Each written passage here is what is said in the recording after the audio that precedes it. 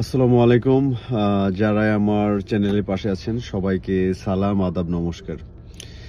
আজকে গতকালের ভিডিওটার পর যে ইনফরমেশন দিয়েছিলাম বিএনপির মনোনয়ন বাণিজ্য নিয়ে তারেক রহমানের, আজকে যে বিষয়টা নিয়ে হাজির হলাম, যে বিশ্ব জিওগ্রাফিক্যাল যে পরিবর্তনগুলো হচ্ছে তারই যে প্রভাব বাংলাদেশে পড়া শুরু করেছে, এটার কিছু কথা নিয়ে আপনাদের সামনে হাজির হলাম। সেটা হচ্ছে তুলসী গ্যাবার্ড, যিনি আমেরিকার গোয়েন্দা প্রধান এখন, উনি ঘোষণা দিয়েছেন যে আমেরিকা যে রেজিম চেঞ্জের জন্য কোটি কোটি ডলার সারা বিশ্বে ক্ষয় করেছে, তারই একটা অংশ ছিল বাংলাদেশ।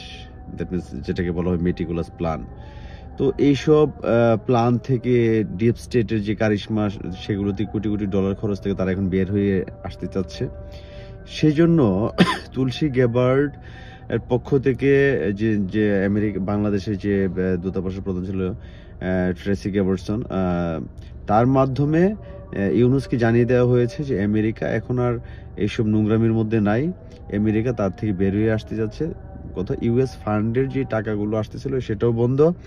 ইউনুসকে জানিয়ে দিয়েছে এইসব নোংরামি বাদ দিয়ে মান সম্মান থাকতে থাকতে একটা ভালো নির্বাচন দিয়ে সবাইকে অংশগ্রহণমূলক নির্বাচন দিয়ে বের হয়ে যাওয়ার জন্য, দ্রুত বের হয়ে যাওয়ার জন্য। তো তারই জন্য সেনাবাহিনীকে, আপনারা ইতিমধ্যে জানেন যে জাতিসংঘ থেকে জানিয়ে দেওয়া হয়েছে যে সেনাবাহিনীকে আর জাতিসংঘ নিচ্ছে না। আর সেনাবাহিনীর যে মূল যে ইয়েটা ছিল বা শেখ হাসিনার সাথে, সেটা হচ্ছে যে জাতিসংঘ থেকে একটা প্রেশার করা হয়েছিল তাদেরকে ইয়েতে নিবে না, মিশনে নিবে না, সেই জন্য। কিন্তু এখন তো সেটাই হয়েছে। সেই জন্য গতকাল সেনাবাহিনী জরুরি একটা মিটিং বসেছে ক্যান্টনমেন্টের ভিতরে ঊর্ধ্বতন জেনারেলদেরকে নিয়ে। তারা 50%, 50% সেনা মাঠ থেকে উঠিয়ে নিচ্ছে।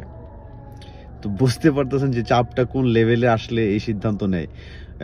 যারা জামাতপন্থী, বিএনপিপন্থী, যারা ডিপ স্টেটের ছিল, তারা কিন্তু এখন প্রেসারে পড়ে, আন্তর্জাতিক চাপে পড়ে, মানে তুলসী গ্যাবার্ডের চাপে পড়ে তারা এখন 50% সেনা উঠিয়ে নিচ্ছে।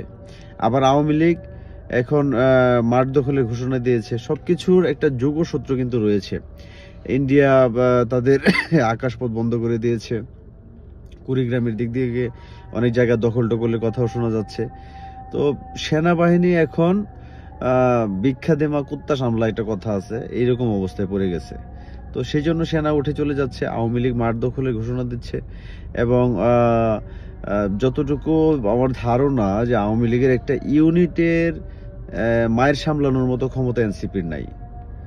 তো সবকিছু মিলে যে 13 তারিখ ঘোষণা দিয়েছে আওয়ামী লীগ, নানক ভাই যে ঘোষণাটা দিয়েছে, এটা আসলে মনে হয় লগি বইটা নিয়ে এখন মাঠে নামার সময় এসে গেছে তাদেরকে শায়েস্ত করার জন্য।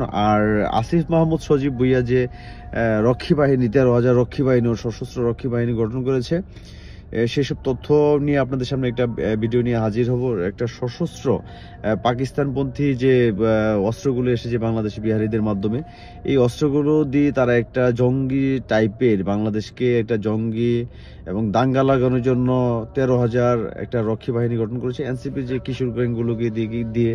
তো এই সব কিছু এখন আমেরিকা, চীন, ভারত, রাশিয়া, এই যে বলয়টা রয়েছে, বলয়টা টোটালি এখন জননেত্রী শেখ হাসিনার পক্ষে কাজ করতেছে।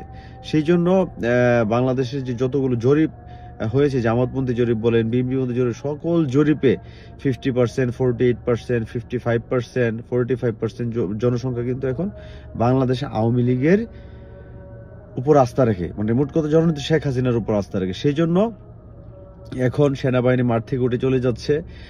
ইউনুসও গতকাল একটা মিটিং করেছে যে আমি আর এগুলোতে নাই, এগুলো তামসাতে নাই, নির্বাচনের ঝামেলার মধ্যে নাই ভাই, আমি আমার মতো করে আমি ব্যাগ এন্ড ব্যাগেজ গুছায় চলে যাব। এই জন্য এখন একটা কান্নাকাটি রোল পড়ে গেছে উপদেষ্টা মহলে। উপদেষ্টারা ওই যে বলছিলাম কিছুদিন আগে ক্ষমা টমা চাচ্ছে। তো সবকিছু মিলায় এখন একটা পজিটিভ ভাইব তৈরি হচ্ছে। আর তারেক রহমান, সর্বশেষ বলে রাখছি, তারেক রহমান যে আসার ঘোষণাটা দিয়েছিল সে আর আসবে না।